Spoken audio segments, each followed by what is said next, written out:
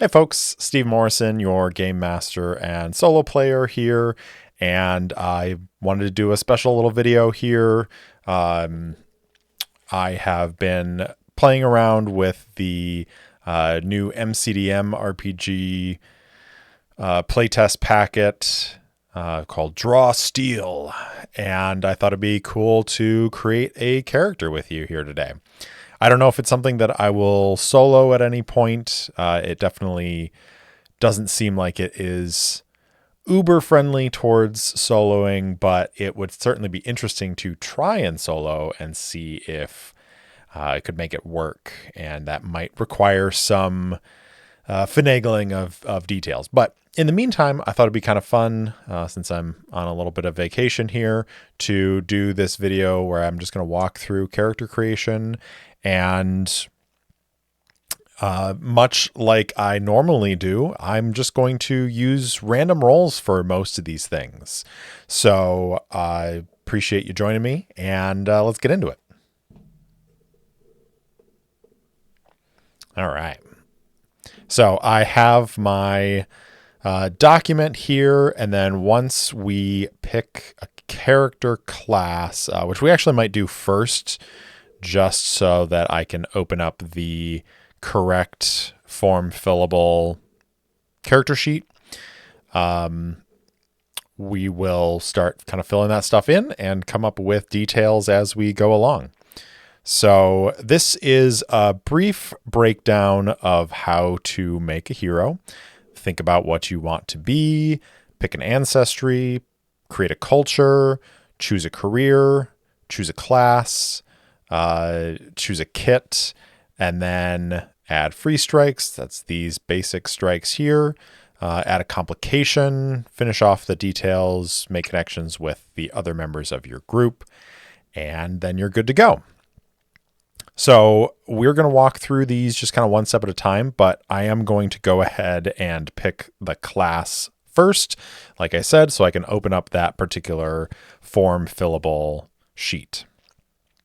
So in this playtest packet, there are 5 classes that are currently available. And those are the Conduit, the Elementalist, the Fury, the Shadow, and the Tactician. So I'm going to take one of my D6s. I'm going to roll it. If I get a 1, I'll re-roll. Otherwise, that will choose our class for us. It's a 5. So that is going to be the Shadow. Go ahead and open up the Shadow form fillable character sheet here. And I'll just be switching back and forth between these two. So we know that we've got a Shadow that we're building. All right. So going back to Ancestry, we have 12 different choices for Ancestry. We've got all the basic kind of fantasy trope races like elves and dwarves and halflings. Of course, you can be a human or an orc. And then there are dragon knights. There are Hakan, which are kind of half giants.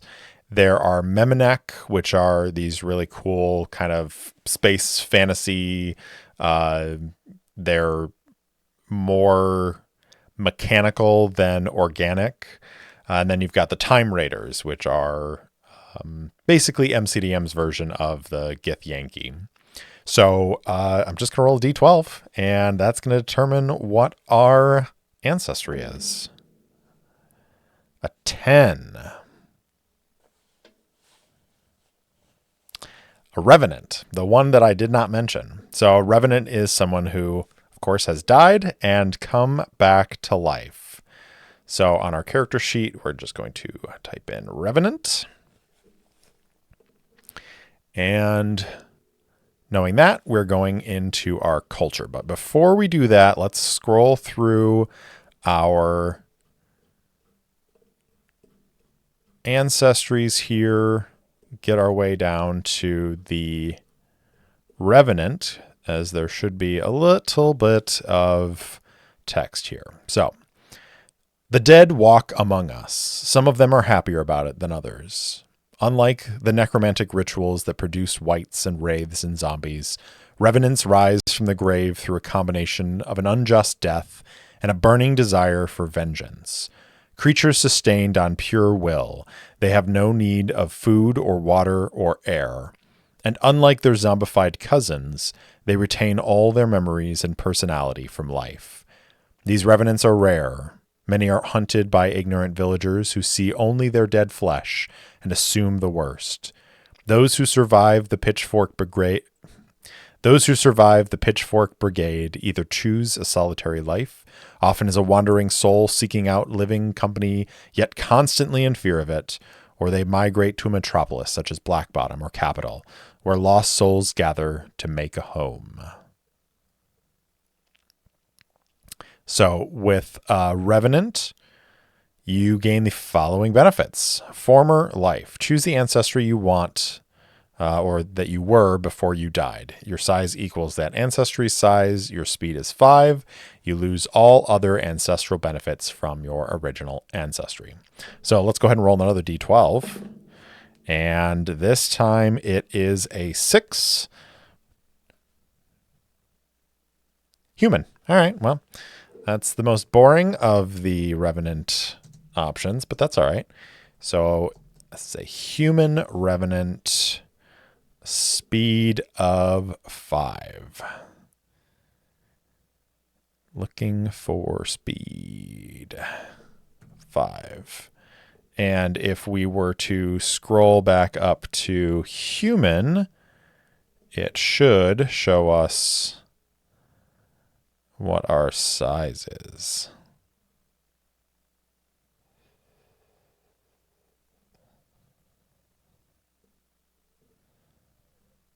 Maybe not. Maybe that's later in the final details. So we've got our former life vengeance mark. As a maneuver, you place a magic sigil on a creature within 10 squares of you. When you place the sigil, you can decide where it appears on the creature's body and whether the sigil is visible to only you or to all creatures. You always know the direction to the exact location of a creature who bears one of your sigils and is on the same plane of existence as you. Additionally, you gain the following ability, Detonate Sigil, which is a magical ranged attack. That's pretty cool. So I am just going to, under my ancestry notes here, I'm going to note that I have that ability, which is called Vengeance Mark.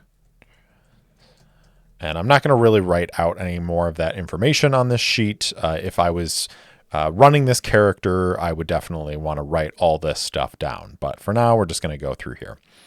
Tough but withered. Your undead body grants you cold, corruption, lightning immunity, and poison immunity equal to your level. You also have fire weakness of 5.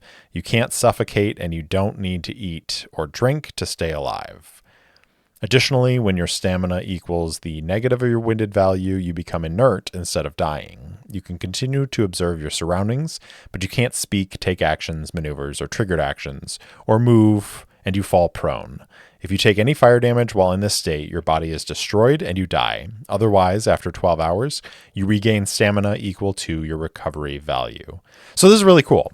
In the MCDM RPG and Draw Steel, you don't start to die at 0. Well, you do start to die at 0, but you don't go unconscious like you would in D&D. Instead, you can continue to take actions, but every action that you take in that dying state, you lose some stamina. And once you get to negative half of your stamina value, then you die for real if you are a non-undead character. If you are an undead character like the Revenant, you just go inert. And that's pretty cool. Unless there's fire around. So we're going to put on here tough, but withered. And if I don't see any spot on the character sheet here for resistances, so again, I would just write that down on the sheet as I was creating it. Final thing we've got is our undead influence. Your supernatural gifts allow you to influence other undead. You gain an edge on reason, intuition, and presence tests made to interact with undead creatures. So just makes it easier to talk to our undead brethren. Undead influence. Beautiful. So those are the basics of the Revenant ancestry. Now we're going to build a culture. Now, normally creating the culture, I think, has to do with where your character kind of comes from, your upbringing and all that stuff. And I think the interesting thing about the Revenant as an ancestry is that we're creating that culture for the human who died, and the kind of drive that keeps our Revenant going may be connected to that culture, could be connected to something else. We're not sure yet. So let's go ahead and dig into creating a culture here. A hero's culture describes the beliefs, customs, values, and way of life held by the community in which they were raised. This community provides life experiences that give a character some of their game's statistics. Even if a hero doesn't share their culture's values, those values shape their early development and way of life. In fact, some people become heroes primarily from the rejection of the ways of their culture. So there are 3 things that we need to develop as part of a culture. There's the environment, there's the organization, and there's the upbringing. And again, we're just going to keep it random, and I am going to roll my D6 for the environment because there are 5 choices. There is nomadic, rural, secluded, urban, and wilderness. And once again, if I get a 1, I'll just go ahead and re-roll. A 5. Okay. So that is urban. So if we go back over to our culture, our environment is urban. What does that mean? And I am skipping over language. There's a whole bunch of languages in Draw Steel. But for this particular purpose, I don't know that it is necessarily important that I write down a bunch of languages. So we're just going to press on. An urban culture is always centered in a city. Such a culture might arise within the walls of capital, a massive metropolis with a cosmopolitan population, within a network of caverns that hold an underground city, or in any other place where a large population lives relatively close together. The people of urban cultures often lead to effectively misdirect. That's not right either. The people of urban cultures often learn to effectively misdirect others in order to navigate the crowds and the political machinations that can come with city life. So as part of that, we get 1 skill from the interpersonal or intrigue skill group. So on the left-hand side of our character sheet here, you can see that there are crafting skills, exploration skills, interpersonal skills, intrigue skills, lore skills. So there's a whole bunch of skills within each of these categories, and we're not really meant to know all of these skills. So there's a lot of opportunity to create very diverse and interesting characters. So if we can choose between interpersonal and intrigue, I like the idea of doing an intrigue skill because we are going to end up as a shadow. So I am going to, I think, just pick alertness right at the top there as a good thing. And maybe this is not necessarily an underground city that our character is growing up in, but is a city that has a lot of striations in the society. And so maybe as a young child kind of roaming around on the streets of the city, having to be alert both for danger and like crime, but also the passage of a wide variety of people was important. Next up is the organization. This could be an anarchic organization, bureaucratic, communal. So because there are only 3, I'm going to roll a d6. 1 to 2 will be anarchic, bureaucratic, and then communal will be 5 or 6. 6. My dice are really rolling high today. So this is a communal culture, has no formal book of laws or rules for governing. Instead, the community works together to pick leaders and make important decisions. Often in these cultures, each person has a relatively equal say in how the culture operates, and everyone contributes to help the culture survive and thrive. People share the burdens of governing, physical labor, childcare, and other duties. A collective of farmers who work together to cultivate and protect their land without a noble. A city of pirates where each person can do as they wish. And a traveling theatrical troupe whose members vote on every artistic and administrative decision are all communal cultures. Some communal cultures have 1 or more people who serve as leaders, but the way these leaders come to power is never official. Some are thrust into the role by people who admire their stances and actions. Other leaders seize power without the help of an official process, dethroning a previous leader and claiming their power without a challenge. People in communal cultures learn that their voice and individuality has worth, as do the opinions and hard work of others. So we get a skill from crafting or interpersonal. This is another interesting one. I feel like this is fleshing out the idea of this city that our character is growing up in, because it almost sounds like a democracy, like a democratic government in this city where every citizen has a vote in the future of the city.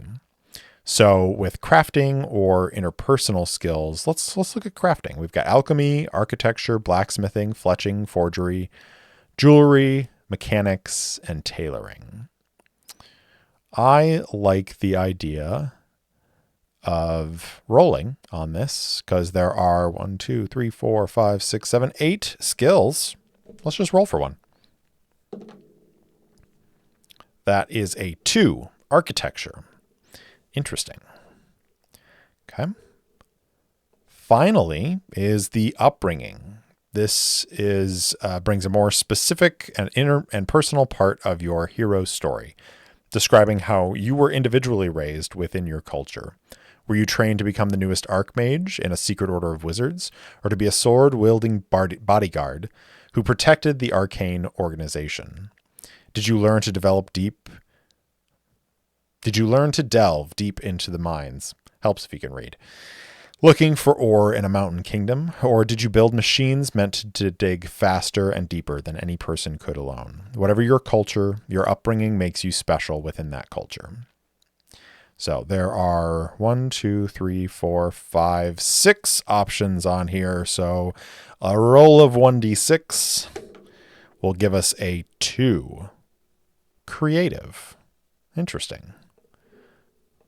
A creative upbringing. How did this person end up a revenant shadow?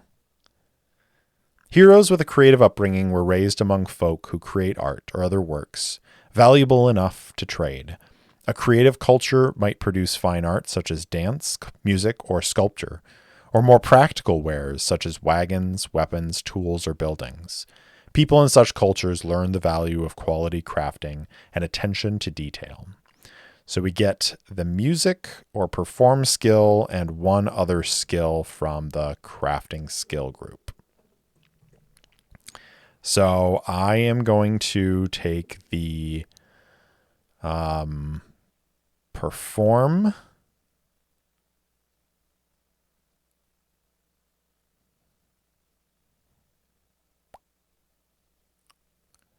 Why am I not seeing the perform skill? I see music.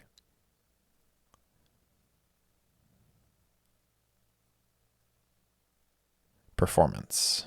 There it is. All right, so we're going to take performance and then another skill from the crafting.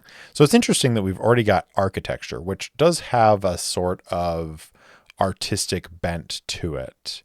I think that we are going to pick mechanics, maybe, because that seems like it would be the closest to understanding like engineering and how to build. Could be wrong on that, but it's all right. I think that makes sense. So that represents the culture that our character came from. So, and it was born into this urban culture, this urban city that has a communal organization, and his or her specific family was very creative and grew up in that creative environment. Next, we get to pick our career. And this is what our character was doing before they decided to become a heroic figure. And every career comes with an inciting incident. And that is the thing that gets you out of your career and puts you into the life of an adventurer. And considering that our character is a revenant, it feels to me like this person, most likely their inciting incident involved dying as part of their career and coming back with some drive to complete something that was unfinished. So looking at our career options, there are 8 of them. There's the artisan, the criminal, the gladiator, the laborer, the mage's apprentice, performer, sage, and soldier. So let's roll a d8 and see what we get. A 4 is a laborer. Okay. So if we scroll down to our laborer, you worked as a farmer, a builder, a lumberjack, a miner, or some other profession engaged in hard manual labor. In defining your career, think about the following questions. What type of manual labor did you do? What important friendship did you make on the job? Where did you go with your coworkers to blow off steam when the job was done? What aspect of the job was most difficult for you? You gain the following career benefits. These skills, the endurance, plus choose any 2 from blacksmithing, or the skills of the exploration skill group. You gain 1 language, 50 project points which are useful for when you're trying to research new things, whether it's building a tower or researching how to create a golem of some sort. If you're a magical character, these points are used in the research system. And we also gain this title, Team Backbone, when you take your first turn during a montage test, which is kind of like a skill test where you're covering a whole bunch of time. You can both make a test and assist another hero's test. Well, that's cool. So I'm just going to grab this stuff and bring it over into our career. I'm going to drop this in the notes real quick, and then trim this guy down.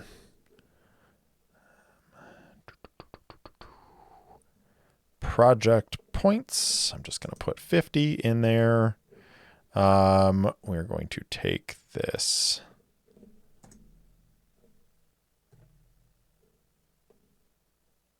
title. Is there a section for titles?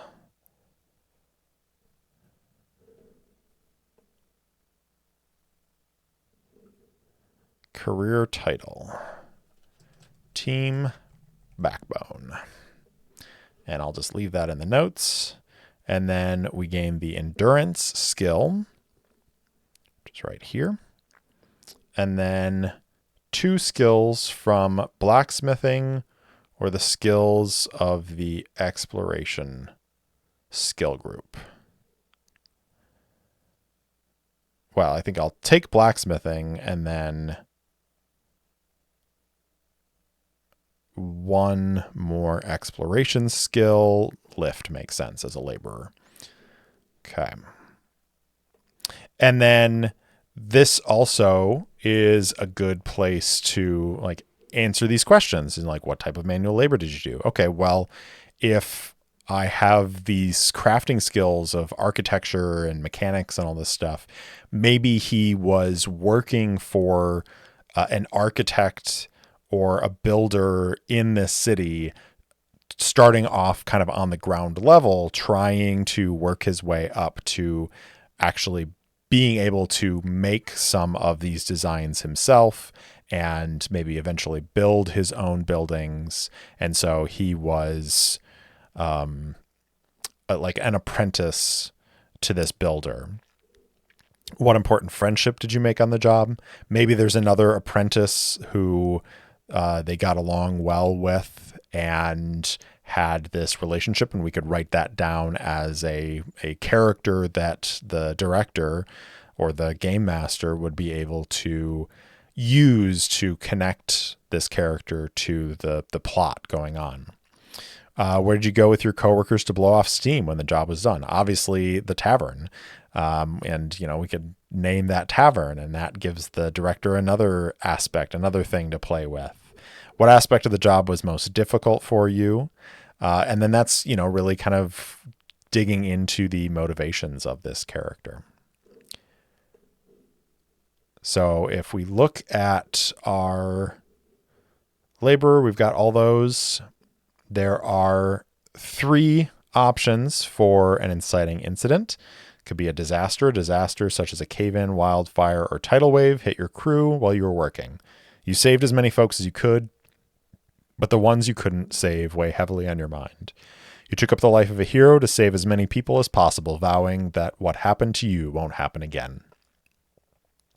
Embarrassment. A noble you worked for admonished you publicly for work done poorly more than once. Finally, you had enough. You vowed to take up a new path and show this noble that you are far more than what they make you out to be. And then live the dream. You worked with a good friend, and on the job, you'd always fantasize about what it'd be like to hit the road as adventuring heroes someday. You didn't count on your friend falling ill and passing away.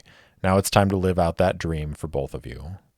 Oh, interesting. So when I first started reading these, I was thinking, well, obviously I'm going to go with disaster because that made the most sense as something that would, maybe a building collapsed and this character was able to move most of the people out, but got trapped going back in to try and get somebody else out.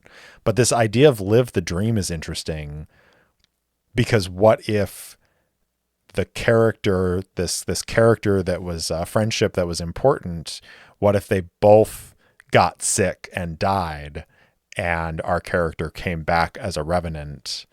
And that could give some interesting motivation. So I'm going to roll a d6. 1 to 3 will be the first option. 4 to 6 will be the second option. That's a 1. Okay, so it's a disaster. So our inciting incident was a disaster.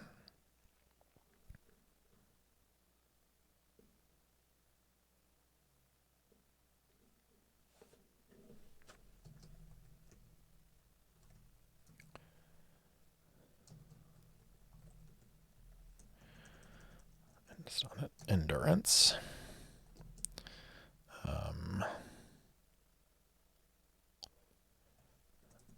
Anyways.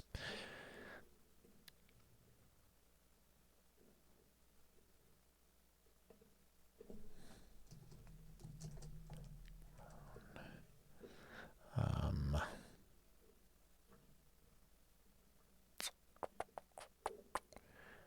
don't see a section to write down inciting incident, so I am just going to clear out this stuff and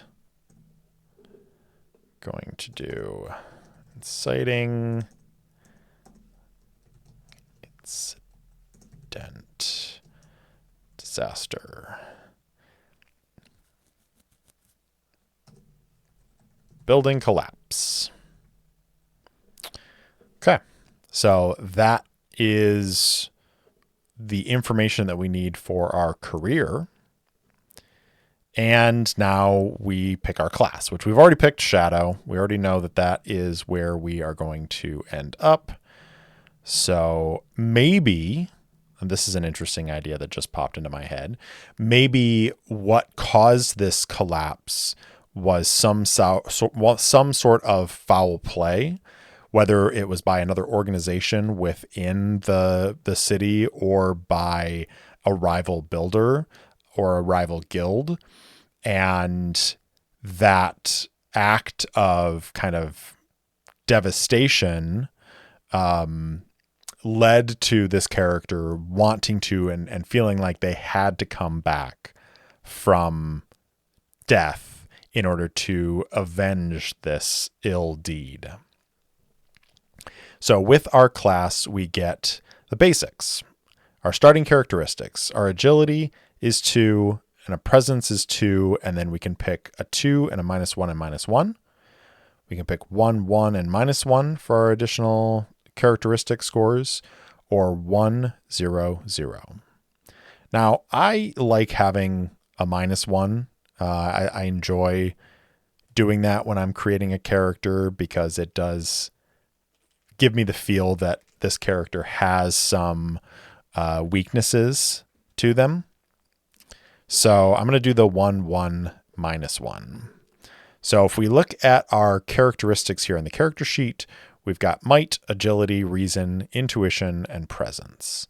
So as a shadow, we've got automatically an agility of 2 and a presence of 2. Then we get 1, 1, and -1.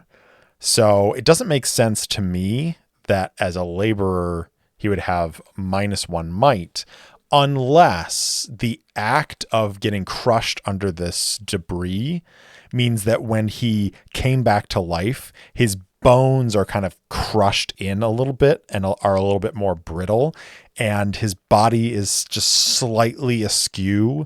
Things didn't quite knit back together the way that they were supposed to. And so he is physically weaker than he was when he was alive because of that situation. So I talked myself into it. I'm going to do the -1 in might. I'll do 1 reason and 1 in intuition. Starting stamina at first level is 18. Go ahead and put 18 in our max. Stamina gained at second or higher levels, 8. Cool. Recoveries, 10. So these are basically your like short rests that are going to give you back resources in between fights and other situations. Skills that we get, hide and sneak, plus choose any 5 skills from Criminal Underworld or the skills of the Exploration, Interpersonal, or Intrigue skill groups. So hide and sneak. It was really hard not to say seek. So we got hide. We've got sneak. And then I can pick 5 more from Criminal Underworld or the skills of Exploration, Interpersonal, and Intrigue skill groups. So Criminal Underworld is a lore skill. I'm going to say that, yes, I'm going to take one of those because I think maybe he witnessed some dealings that were going on around this building, and he started to get a sense that there was something hinky going on. So I have 5 more to choose from: Exploration, Interpersonal, and Intrigue. So I think Interpersonal, I think we're going to go ahead and pick lead and gamble. And then exploration, I think I want to take I'm going to leave the interpersonal right now, or the exploration right now. Okay, so intrigue skills. Eavesdrop, that sounds good. And sabotage is an interesting one. He would have the know-how to be able to sabotage things. So yeah, we're going to take those. All right, cool. So we've picked out our skills. Then we get Shadow College Insight, we get our college feature, hesitation is weakness, shadow abilities.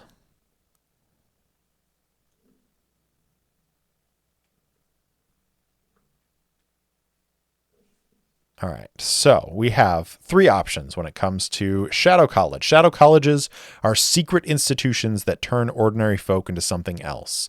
Finding a college is the first step in a rigorous initiation process that tests the mettle of an applicant. Even those who make the cut often wash out or are kicked out. As the master shadows who teach stealth, magic, and assassination to their students are often less than gentle in their approaches. You are one of the few who has graduated from a shadow college, chosen from the following options. And there are 3: College of Black Ash, College of Caustic Alchemy, and College of the Harlequin Mask. So we're going to roll a d6, and 1 to 2, it'll be Black Ash. 3 to 4, it'll be Caustic Alchemy. 5 to 6 will be Harlequin Mask. A 3, College of Caustic Alchemy.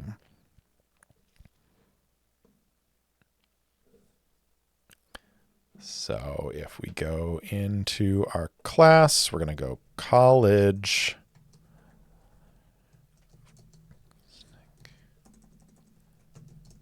Alchemy. Graduates of the College of Caustic Alchemy. The College of Caustic Alchemy teaches its students recipes for the acids, bombs, and poisons used in their grim work. Graduates of the college are exceptional assassins. You gain the alchemy skill. Beautiful. Alchemy. So I'm getting this idea, I'm getting this picture that whoever it is that caused this collapse, whether by negligence or by malice, is probably connected to a larger organization. And so when this character comes back to life and has this sense of revenge, I think it's very much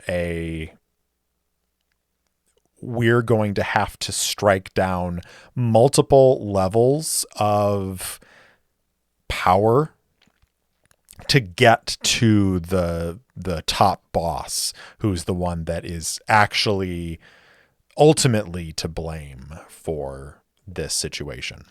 So this former laborer has died and has come back as a revenant to enact vengeance on those who killed him and his friends and other workers. So we also get the insight as part of just the basic features. By observing your enemy, you learn how to use their weaknesses against them. You have a heroic resource called insight. Outside of combat and other dangerous situations, tracked in turns and rounds, you have insight equal to your victories. If you lose some or all of this insight outside of combat, it takes you 1 minute to regain it. When a combat encounter begins, you keep any insight you had outside of combat.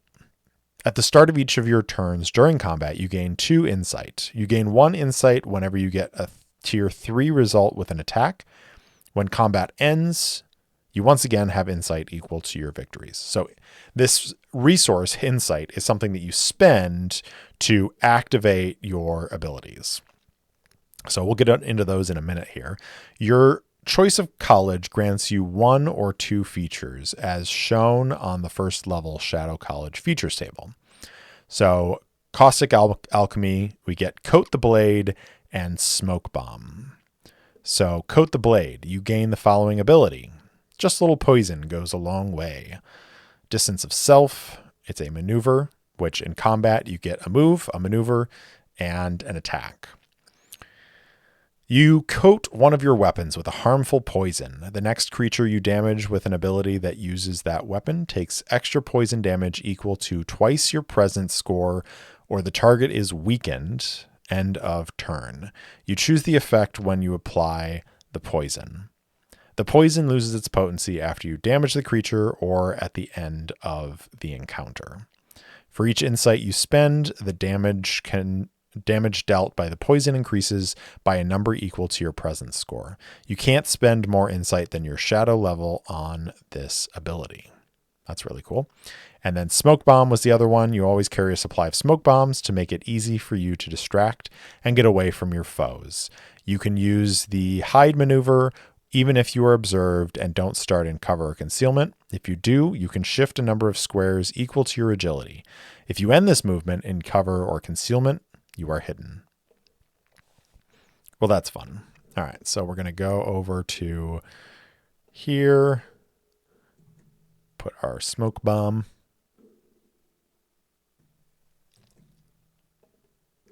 Put it over here. Smoke bomb and coat the blade.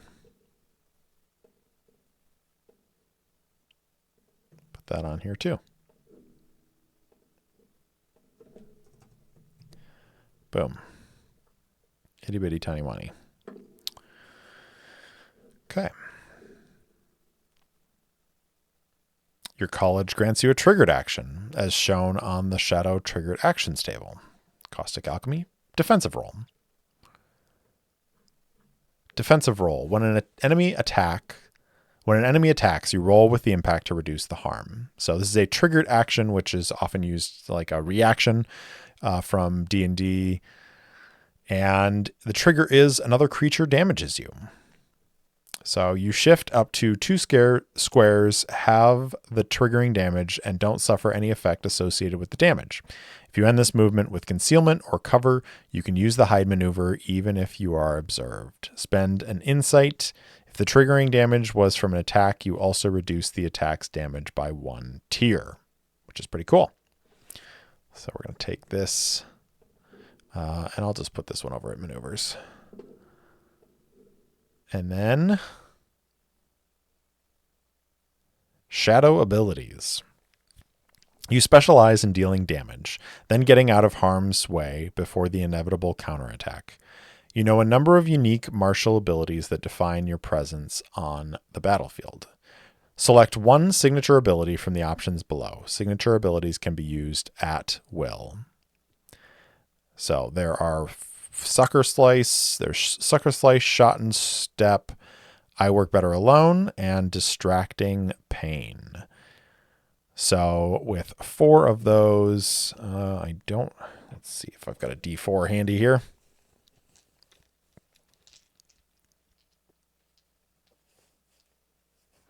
Give me a D4.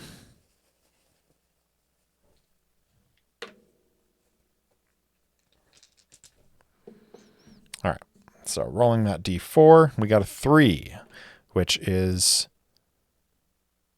Shot and Step. Being fast on your feet makes your ranged attacks especially deadly.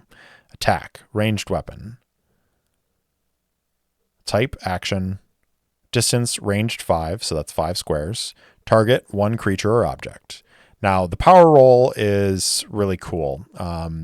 In Draw Steel, you don't hit or miss like you would in D&D. You don't roll a D20 to find out if you actually succeed on a hit. All attacks hit. What is variable is how well they hit. And that's where this power roll plus agility comes. So, for instance, I have an agility of 2. So I'm going to take 2d10 because they use 2d10, which is the power roll plus your characteristic. So I've got 2 and a 9, that's 11, plus 2 for my agility is a 13. So if I was making this attack, I would fire off a shot, and then I would roll that power roll, and I'd be like, okay, 12 to 16 as my results, that's 7 damage. Now, this might get modified by other abilities that I have. They might increase the damage. It might do this, that, or the other thing. And then there's an effect with it as well. So you can shift 1 square before or after the attack. And shifting is basically movement that's not going to invoke an attack of opportunity. So let's add Shot and Step under our maneuvers. Then we have a heroic ability. A range of heroic abilities define your combat prowess, all of which make use of your insight. Choose one heroic ability from the following options, each of which costs 3 insight to use. So with your signature abilities, you can use those for free at any time.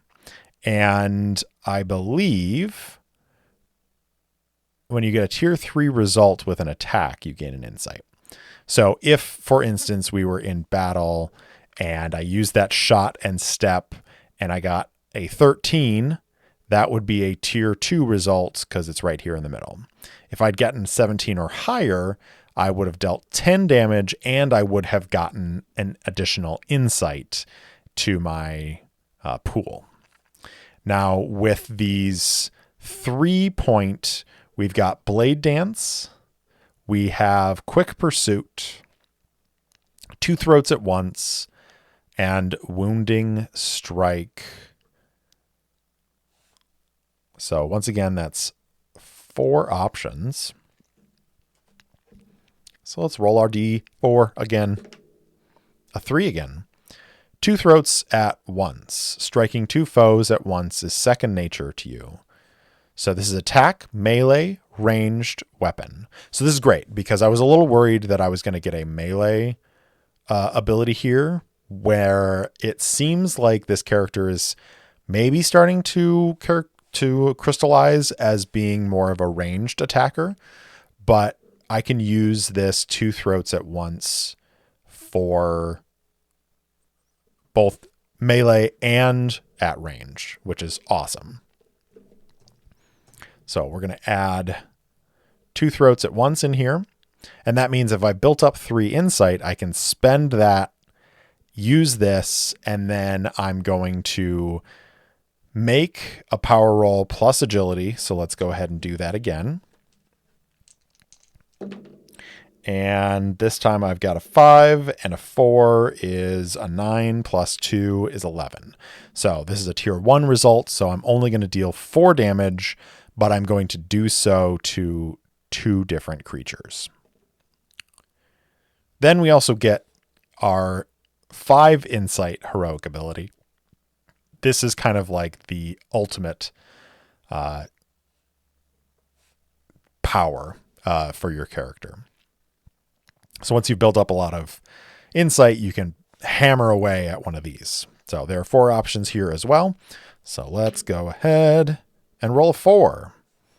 Quickness. You put on a burst of magical speed to get the job done. You make 2 signature attacks that each deal extra damage equal to twice your agility. Wow, that's awesome. So what that means for us, because these are heroic abilities, the shot and step is our signature ability.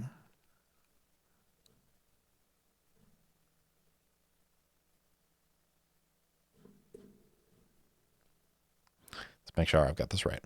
Shadow ability, signature ability. Yes. So the shot and step is our signature ability. So what that means is if we spend 5 insight, we do this quickness, which means we can make 2 signature attacks that each deal extra damage equal to twice your agility. So that would be an additional 4 damage. So with that in mind, if we're fighting like a group of goblins and my character has 5 insight to spend, he could spend that and then say, all right, I'm using shot and step. So I'm going to roll against 1 goblin. That is 6 plus 2. So that's only going to be 3 damage because that is a tier 1 result, but we're dealing 4 additional damage because of that quickness. And then the second signature attack is going to be 14, which is a tier 2 result, which means we are doing 7 damage plus 4 is 11 damage. So in that way, we've boosted up the damages and had the opportunity to attack twice. So those are all of the abilities that we get at first level. But I think, as you can see, there's a lot of different stuff that you can do at first level. And really, the first level characters in Draw Steel feel like they are a lot more powerful and advanced. I mean, they feel heroic, which is the whole point. And then we only have a few more things left in order to complete our task here. So kits are a part of how this game deals with weapons and equipment. So the knight in shining armor, the warrior priest, the hermit mage. As you build your character, you can tap into these and many more archetypal concepts using kits. A kit is a combination of weapons, armor, implements, and fighting and spellcasting techniques that lets you personalize your character for battle. The game features two types of kits. A hero can take any kit, but some kits are better suited to specific classes. Martial kits are collections of weapons, armor, and related combat training. They are meant for heroes who primarily fight with weapons, such as furies, shadows, and tacticians. Caster kits often include equipment, but are primarily methods of using magic that you meditate on. They are meant for heroes who primarily fight with magical abilities, including conduits and elementalists. Your choice of kit is always flexible, and your character is never locked into a specific kit.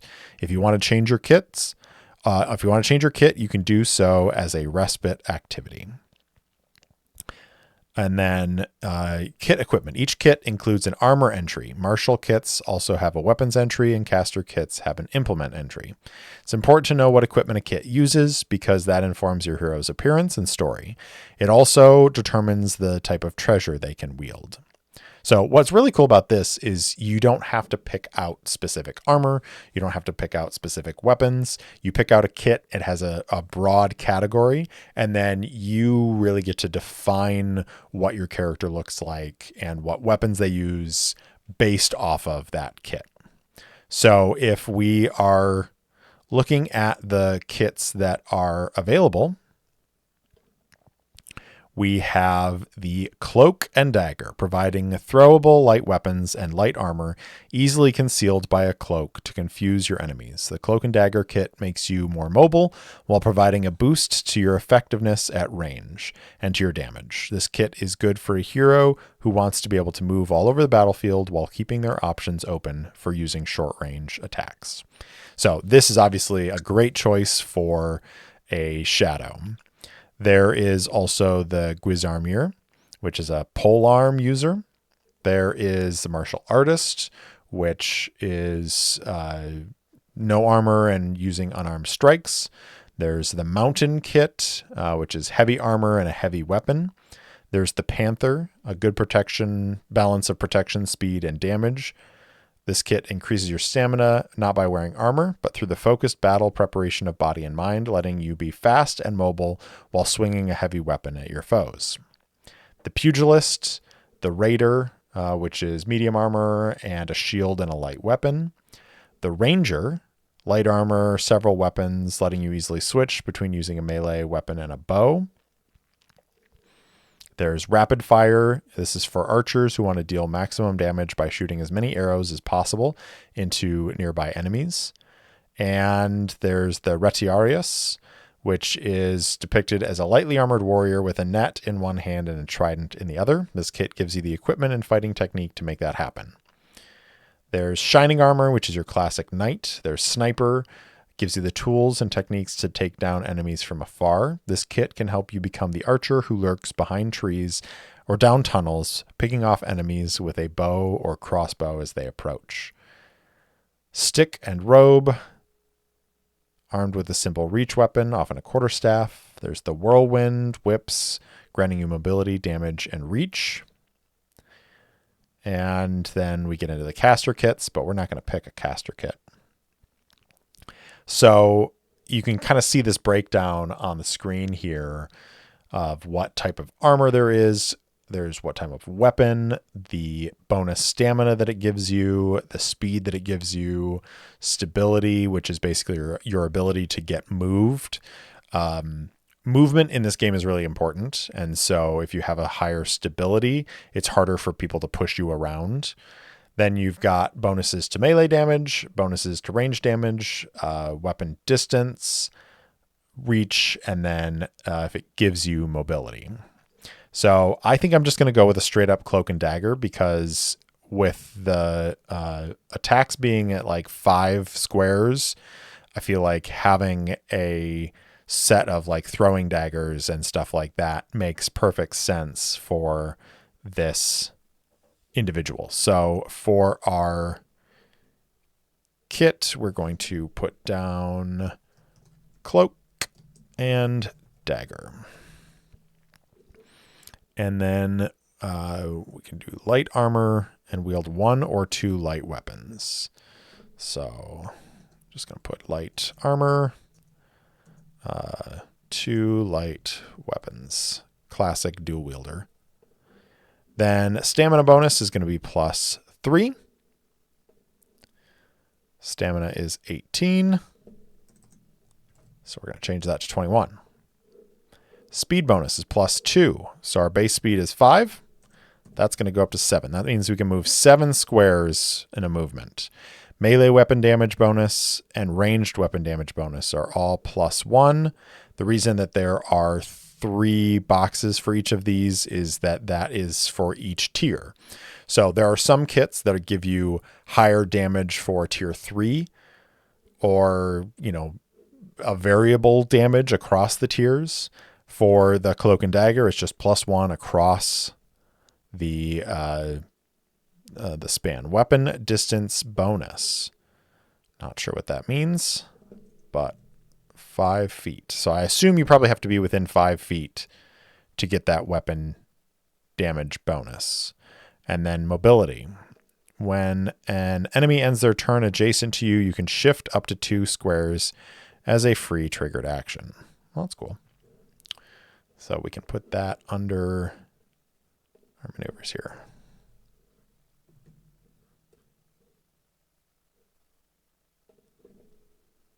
Like so. Okay. So we have selected our kit. We also get this signature ability. Fade. A stab and a few quick, careful steps back. Keywords: attack, melee, ranged weapon, type action, reach 1 or range 10. Target 1 creature. So once again, I can pick either might or agility, but if I get a tier 1 result, I get 4 damage +1 if I'm within 5 squares. I assume that that's what that means, weapon distance bonus. Unless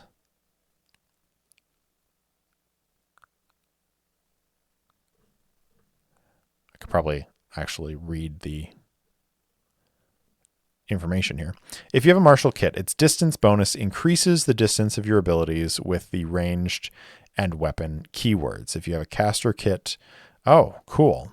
So if I am looking at my shot and step, it is a ranged 5. With cloak and dagger, it's actually a range 10, because that distance bonus gives me extra distance, which is awesome. Cool. All right. Well, that makes a lot more sense than what I was thinking. So with this special ability, we can take this. And then on the character sheet here, we can actually put this right into...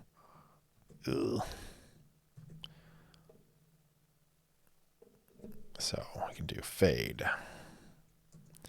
And can do attack, melee, ranged, weapon, type, action, distance, reach 1, or range 10. 1 creature. Might or agility. Get to watch me type. That's always exciting. And then if I delete this stuff, I should be able to just copy.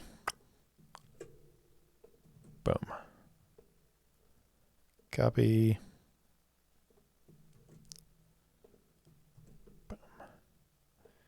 And finally, copy, boom, put that on the end there.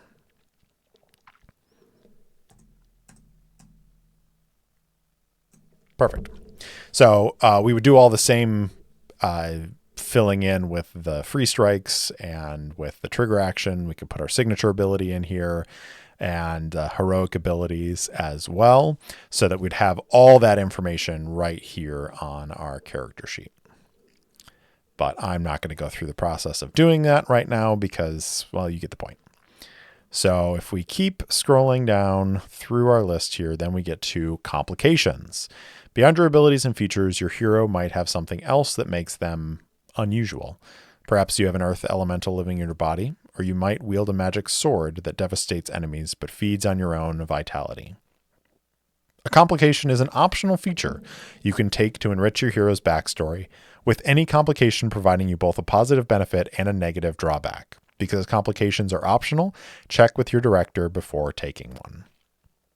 And these are things like make a deal with the devil, primordial sickness, you once contracted a terrible illness, punishment curse, shipwrecked, vivid dreams, all of these different things. I feel like for this character, they already have a complication fairly large enough, which is they are only alive for the amount of time it takes them to kill whoever they need to kill in order to sort of avenge the deaths of their fellow laborers. So I'm just going to go ahead and skip over the complication, and we'll go back to the step-by-step for hero making. So as just a revisit, we went through ancestry, we went through culture, career, class, kit. Obviously the free strikes, like I mentioned, we would add those to the character sheet right over here, but I don't feel the need to do that for you right here. We could add a complication. All right, it's time to determine the additional details of their backstory, appearance, and personality. How do the events of their culture, career, inciting incident, and class tie together into a cohesive narrative? What's their name? What do they look like? Do they have any cool scars? Any dope tattoos? Do they still sleep with their teddy bear? These sorts of details can help define a well-rounded hero. And if you're playing in a group with other people, you can then build your connections.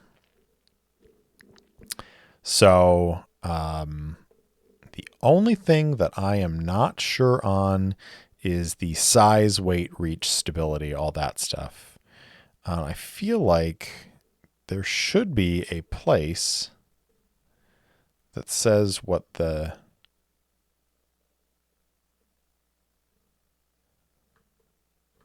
size and all that jazz is. Maybe there's a section at the beginning of Ancestry. All right, unless otherwise noted, a character from any of these ancestries is size 1M, which I assume is equivalent of like 1 medium, and has speed 5, where an ancestry provides you with an ability, see abilities. So we'd also need to fill out our stability here.